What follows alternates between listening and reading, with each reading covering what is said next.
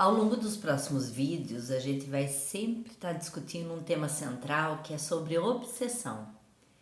Esses vídeos são destinados às pessoas que já trabalham com a mediunidade, que já desenvolveram a mediunidade e que necessitam, às vezes, de alguma ferramenta para entender como é que são feitas essas ligações, como os obsessores são laboriosos e trabalham com a gente, tanto a edificação quanto a queda.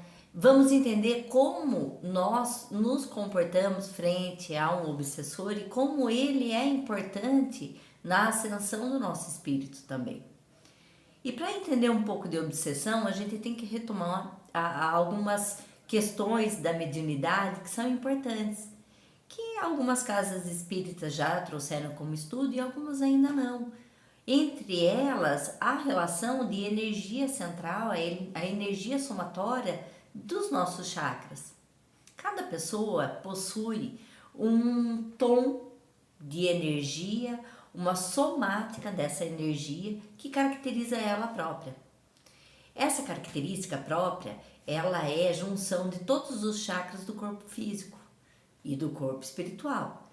Do corpo físico, o que são chamados de centros de força, e no corpo espiritual, que são chamados de chakras, né? Formadores ali da energia que ficam pregnados em corpo etéreo. Aquilo que também a gente chama... Ai, meu santo, como é que chama aquilo lá? Começou a passar. Sete corpos disso, tá falando? Que sete corpos? Não.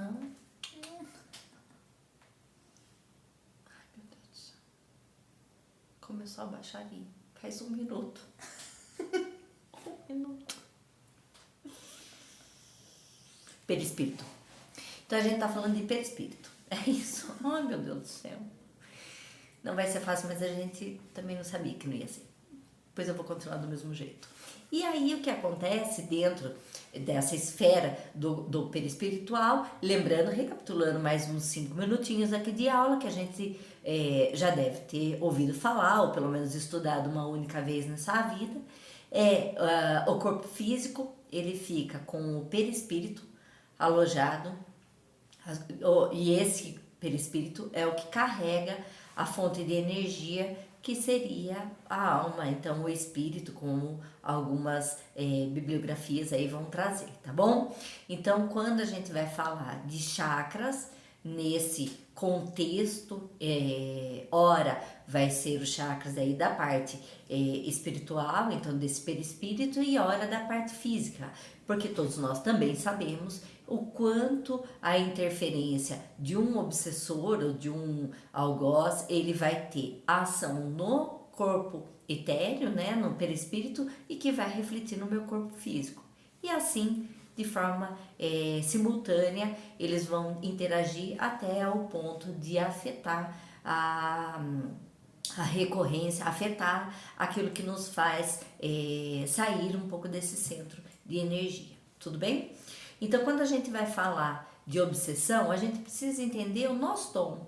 Então, hoje, esse vídeo é destinado para que você possa compreender a sua matriz. Então, como você é comumente. Então, avalie-se quando estiver bem. Avalie-se quando você se sentir bem.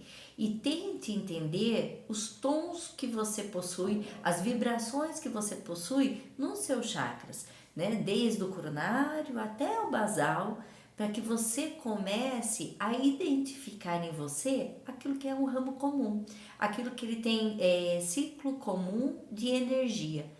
Claro que quando a gente está com o obsessor, as coisas entortam um pouco e fica mais difícil para a gente notar. Então, para aqueles que não tiverem a sensibilidade, não tiverem essa facilidade e autoconhecimento para entender em si que algo está ruim, começa a perceber no outro, aplica no outro. Médiuns passistas têm essa facilidade, né, de identificar no outro os chakras que estão em desarranjo, que não estão de acordo com aquela vibração contínua. Vamos recapitular um pouquinho sobre vibração nesse quadro de cá. Então a gente vai entender que desde o basal até o coronário existe uma cromática, que é algumas bibliografias vão trazer mostrando que o chakra basal ele vibra de uma maneira mais rápida, porém larga, com a vibração de ondulação mais espessa, o que dá aquela densidade, dá aquela carga um pouquinho maior. Quando a gente, conforme vai subindo os chakras, o chakra de coronário tem a vibração mais rítmica, mais rápida em comparação ao basal, porém ela é mais sutil, então de corpos sutis, muito mais refinada, muito mais qualificada. Então a gente vai ter ali um degradê energético, um degradê dessa fonte energética, construindo uma harmônica para os nossos chakras.